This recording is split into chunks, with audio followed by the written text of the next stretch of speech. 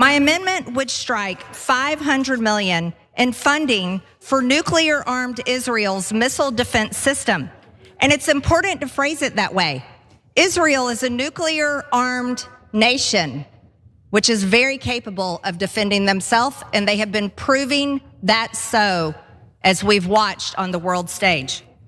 The U.S. already provides Israel with $3.8 billion annually in foreign aid. Marjorie Taylor Greene's amendment seeking to cut $500 million in military aid for Israel failed 422-6 on the House floor yesterday. So Cenk, I'm gonna tell you and our viewers who the other 5 who voted for the amendment were. But I think the more shocking part of this story for people will be some of the people who didn't vote for this amendment. What do you think? Yeah, that's the same thing I was gonna say. I mean, some of the folks that didn't vote for it are puzzling, but I'm gonna give you an answer as to why they voted the way that they did. But if you're still in the camp of no, we're not gonna give any right-wingers or Republicans credit for anything. I mean, you can't ask for anything more than Thomas Massie and Marjorie Taylor Greene saying, let's cut funding to Israel, at least on this issue, right? So I give them way more credit on this issue than the overwhelming majority of Democrats. But we'll discuss it and you'll see why. Absolutely. So her amendment to the House's defense appropriations bill would have cut funding for the Israeli cooperative program, an agreement through which the US provides Israel $500 million for programs for missile defense. So that includes $60 million for their Iron Dome system. And she's correct though, that the United States already provides Israel with $3.3 billion annually in what the State Department calls foreign military financing. Nonetheless, only 6 people voted in favor of her amendment, including her. So other than Greene, those other lawmakers were, as Cenk said, Representative Thomas Massie, who is the only Republican. And then also we have Al Green, Summer Lee, Ilhan Omar, and Rashida Tlaib. So Congresswoman Betty McCollum actually spoke out in opposition to the amendment on the House floor, arguing that since the money that Greene was looking to cut is meant for Israel's defensive systems, not its offensive systems, it would compromise Israel's safety. And Republican Congressman Randy Fine went even further than that, accusing Greene of being America last. I rise in opposition to this America Last amendment and reject the premise of the arguments that are being made. There are 600,000 Americans who live in Israel, and 1 rocket has been fired against every 23 of them. 26,000 rockets since October 7th. 43 Americans killed on October 7th, 12 taken hostage. But more importantly, the research that this fund is the premise behind the Golden Dome. When we support research and development for the Iron Dome, we are creating the capability for the United States to defend itself as well. And I have news, we have a nuclear weapon too. That doesn't get you off the hook with those who are out to get you. When we pass this, when we oppose this amendment, when we vote it down, we are not only standing with Israel, we are standing with the best interests of the United States. Jerry Nadler also announced his opposition on X, and he wrote this. He said, I will proudly vote against Marjorie Taylor Greene's brutally anti-Israel amendment, which seeks to eliminate funding for Iron Dome and other joint US-Israel missile defense programs critical to Israel's fundamental security. I've long supported such funding, and it has been crucial to defending innocent Israeli civilians, especially in existential attacks against Iran, Hezbollah, Hamas, and the Houthis. And let's be clear, the only amendment coming to the floor in the DoD funding bill that cuts funds for Israel's security, including programs like Iron Dome, is being offered by a Republican, not a Democrat.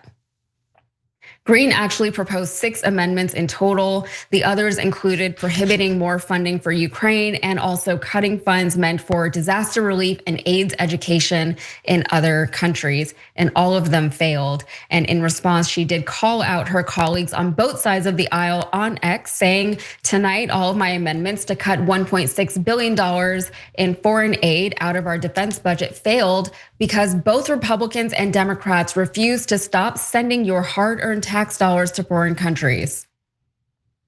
The House overall passed the overall defense funding bill in a 221 to 209 vote.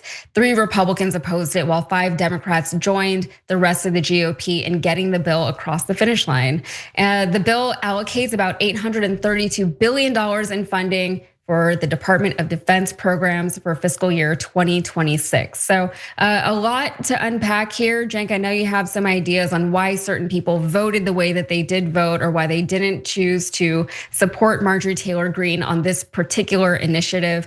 The whole idea that Marjorie Taylor Greene is America last because she doesn't want to fund Israel, which I think a lot of our Congress people forget is actually a separate country from the United States. That is kind of just a wild line of thinking to even go down, and then not even just to entertain, but then to present it to the House and in the middle of the debate. So yeah, Cenk, let's start with you. What do you think about all this? Why people voted the way they did, and why some Democrats are still so reluctant to separate themselves and this country and all of our tax dollars from Israel?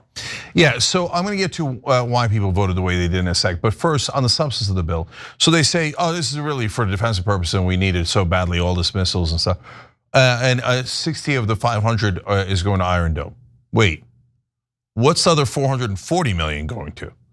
And so in case you're not aware of how much Israel lies, and by the way, how much our politicians lie on behalf of Israel, Marie Newman, a former congresswoman, told a story right here on the Young Turks in an interview I did with her. You could find it on YouTube, where she said she voted for Iron Dome in one of the appropriation bills. And then Israel came back and asked for another $8 billion for Iron Dome.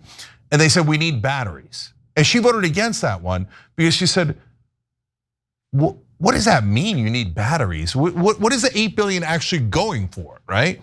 They're like, no, it's you can't know. What, I can't know? No, I'm voting no, right?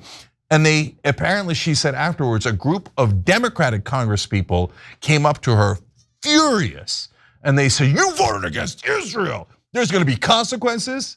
And you could watch the interview. She said that they told her, that's it, we're gonna take all your money away and we're gonna come for you in the next election cycle. By the way, they did. They spent $4 million against her, AIPAC and other affiliated groups, and she was defeated. Okay, so that gives you one explanation for why 422 members of the House voted for Israel. Because if they don't vote with Israel, whether they're Republicans or Democrats, they're told they're done. It's the last vote you'll ever take. You put America goddamn last, you put Israel first, otherwise you're gonna get fired. Okay, that's one of the reasons. And so now let's get to the heart of their things. Well, I mean, Jerry Nadler says this, what a brutal bill. Israel needs this for its defense. Two portions of that. Number one, what defense?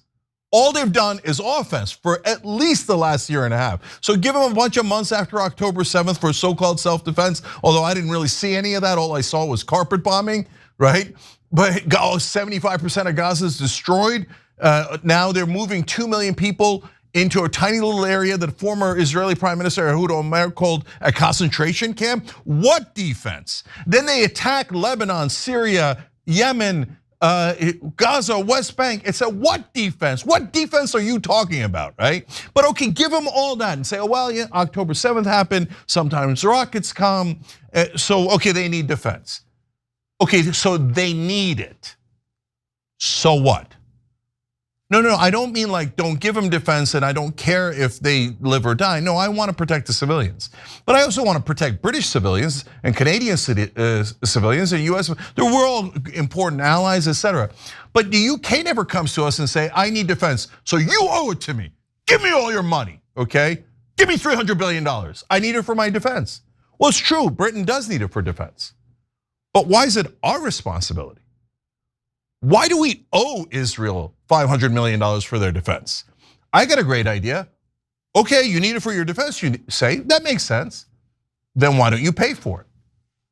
Oh, well, you guys have the technology. I know, why don't you pay us like every other country does? No, I demand your money. And all the dogs in Congress healed. They've got this mythology, like we owe them something. Like we owe them. What do we owe? Why do we owe them anything? We don't owe them. And then I asked that on social media. Some guys like, oh, the Holocaust. But wait a minute, guys. The Holocaust was one of the worst things that ever happened in human history. But we didn't do the Holocaust. We saved them from the Holocaust. And that wasn't them anyway. That was innocent Jewish civilians. That wasn't the government of Israel. But even if you think it is them, well, maybe the Germans owe them. But why do we owe them for saving them from the Holocaust? It doesn't make any sense. There's no justification. Do you want to know why 98% of the crooks in Congress voted that way? Because AIPAC is the #1 donor to Congress in this election cycle. #1 donor. Anyone who doesn't tell you that in the context of this story, which by the way is literally every single mainstream media outlet, they're all giant liars covering up for the state of Israel, saying, oh, no. Oh, the AIPAC money had nothing to do with it. Oh, I'm sure. And the 17 billion we give in oil subsidies, the oil companies' donations had nothing to do with it, right? Almost everyone in mainstream media are giant liars. So that's the heart of the explanation. I have more details. I want to get to Jackson in a second. But if you're thinking, but wait a minute, I know there's good people that in this case voted in the other direction. AOC, Ro Khanna, Jamie Raskin, Jasmine Crockett, et cetera. Why did they go in that direction? Because when Israel says it's for my defense, if you don't do that, oh, you're marked for destruction. That is a scarlet letter that you won't be able to get off your, every time you run for anything. If AOC runs for governor, for a senator in New York, or she runs for president, or anyone else runs for anything, they'll be like, oh, they voted against Israel's defense. They voted with the terrorists. And you know who'll say that? Or imply it? Every mainstream media reporter, editor, publisher, because it's a giant Israel protection racket. What do you mean we owe them? So bottom line, look, I got 1,000 things to say about that terrorist-loving Randy Fine, et cetera. But either we have the $500 million or Israel has the $500 million. That's the bottom line. And 422 congressmen said we should not have it. Another government should have it. Israel should have it. They shouldn't buy it from us. We should gift it to them. The American people need to have their paychecks docked. You work hard, work another hour. Israel needs more money. Work 2 more hours, work 2 more days. Israel needs more money. You shouldn't have the money. Israel should have the money. Those are traitors, I'm sorry. But come on, man. Come on, this is disgusting. And it's not like, oh wait, how about Ukraine and they're defending themselves against Russia. In the case of Israel, they're the ones attacking. They attacked Iran. They attacked Syria just 2 days ago. They're constantly attacking, taking land. They're in the middle of a genocide with our money. And we're still talking about defending themselves. This is just giant. But the good guys who voted with Israel in this case, I'm telling you, man, I get the political calculation. Because if they dared to vote against Israel on this, mainstream media would have made it their life's mission to destroy their careers. And anyone who says otherwise is a giant liar, and I'll debate them. If you're a mainstream media reporter at New York Times, Washington Post, CNN, wherever you are, come on the Young Turks and justify your horse crap coverage of this. Tell me why Israel's such a special ally that they must take our money. We must give it to them. No, the whole thing's a giant lie, and I'm so sick of it. Jackson. Well, let's think it. The one time that Marjorie Taylor Greene makes some sense, she gets totally shut down, and she's probably never going to make sense again. So we wasted a beautiful opportunity. But the idea that Israel desperately needs this money is just ridiculous. First and foremost, what about the US aid that we cut off for people who need access to medicine for HIV and things along those lines? How the levels of that are going to spike. We just cut off almost $1 trillion in Medicaid from our own American citizens who desperately need that. Most of them being in Republican red state rural areas who voted for Donald Trump. The SNAP that we just cut off. All these programs that we disabled in the regulatory and administrative state that American citizens count on. But Israel, who has universal health care, universal tax dollars paying for their citizens to go to college, they have it better than we do off of our dime. And, you got to think as well, it's not just the fact that the United States government has basically aided and abetted and propped up Israel ever since their founding, but these people are good friends with Benjamin Netanyahu himself, who is waging this campaign largely to stay out of prison. So everybody who voted against this is actively helping to keep Netanyahu out of prison where he belongs. So all of this is just friends scratching each other's backs at the end of the day. And you pointed out all the AIPAC money and things like that. You know, you're only going to do so far. I mean, you're only going to go so far. You're only going to cross so many lines before you're worried about your boss firing you. And that's just how corrupted our system is. But the idea that these people desperately need this money, and I listed off, the programs that we cut off here at for American citizens. But what about all these nations who are like struggling for food, struggling for clean water, struggling for medical supplies, and we're not helping them? How cut off from the public interest are our publicly elected officials? Because the everyday average person is not talking about this, other than maybe their support for Palestinian lives. People are more so concerned about affording their mortgages and their rents and things like that. So it's just really a shame to see all these people helping Netanyahu stay out of prison. Yeah, and Cenk, I know we have to go to break, but I just wanted to add on to something that you said, that if someone like AOC or Jasmine Crockett or Ro Khanna ever want to run for anything ever again, not only will the mainstream media continually bring up their voting record as it pertains to this vote or to Israel in general, not only will the Republicans, but other Democrats are going to do that too and use that as a dig against them. We're already seeing that happen with Mamdani, for example, who doesn't even have a voting record, but he's already getting torched by other Democrats in New York for not being explicitly pro-Israel. So I just want to mention that before we get a break. Yeah, my real quick point here is two things. Randy Fine talked about, there's Americans that live there. One of our members wrote in saying like, the Americans live in almost all countries. It's not a reason, but it goes further than that. Since 2022, Israel has murdered 8 American citizens. And no, we've done nothing about it. There's no accountability. Our great, wonderful special ally keeps killing our citizens. So the last one was a 20-year-old from Florida. The Israeli settlers beat him to death for 3 hours. The one before that was a 14-year-old American. Another one was an American journalist shot by a sniper in the neck. She had a press vest on, so they had to shoot her in the neck to kill her. Any accountability? Nothing, nothing. If you say that Israel doesn't control our government, you're being ridiculous. You're being totally propagandist liar. It's the most obvious thing in the world. You're telling me the #1 donor to Congress has no effect on Congress? You'd have to be an utter fool or a giant liar to say that. So we owe Israel, Nobody ever explains why we owe them.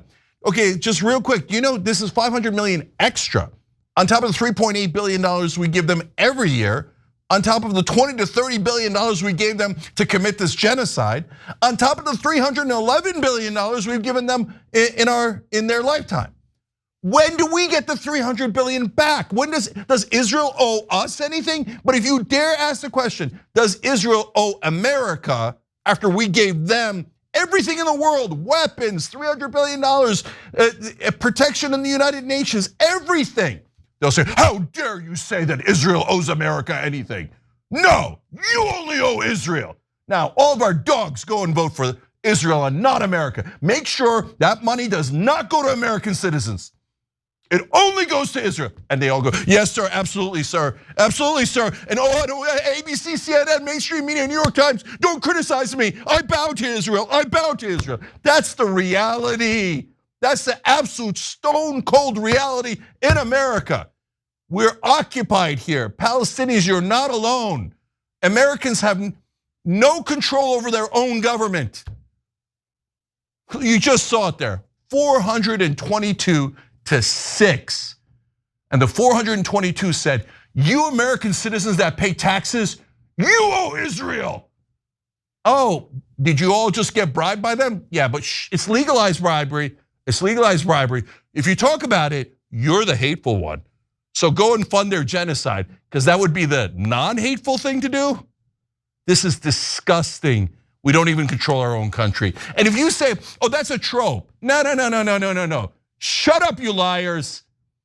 The drug companies also own this country. The oil companies also own this country. Military companies, Big Sugar owns this country. All of the donor class owns all of those corrupt congressmen. They never work for us. They work for the donor class. Israel happens to be one of the donors, but you don't get to use Jewish history and Jews across the world as human shields and go, oh, I give you hundreds of millions of dollars, crook politicians. You give me back hundreds of billions of dollars. But if anyone points out the bribery, anti-Semitic trope, hide behind the Jewish civilians. Nah, you don't get to hide anymore. You're a government. And this particular government of Israel, not all governments of Israel, but this government of Israel is deeply evil, committing one of the most terrible genocides of our lifetimes. And all of our Congress tells us, you owe them more money. Go work harder so that Israel can commit more genocides. They've killed 20,000 children with our money. And if you dare say, as Marjorie Taylor Greene or Rashida Tlaib Summerlee, Thomas Massey, et cetera, on both sides, if you dare say that we don't owe them and we don't have to keep paying for their genocide, they say, you're the racist, anti-Semite bigot, and you're an outsider, and you should never be allowed to have any real position of power in this country. And then you tell me that that government is not occupied? No, the only people saying that are giant liars or people who are good people who believe the mythology and really got themselves to believe that we have to serve Israel. We must serve Israel and give them everything they want. It's nonsense, it's lies. Every time you ring the bell below, an angel gets his wings. Totally not true, but it does keep you updated on our live shows.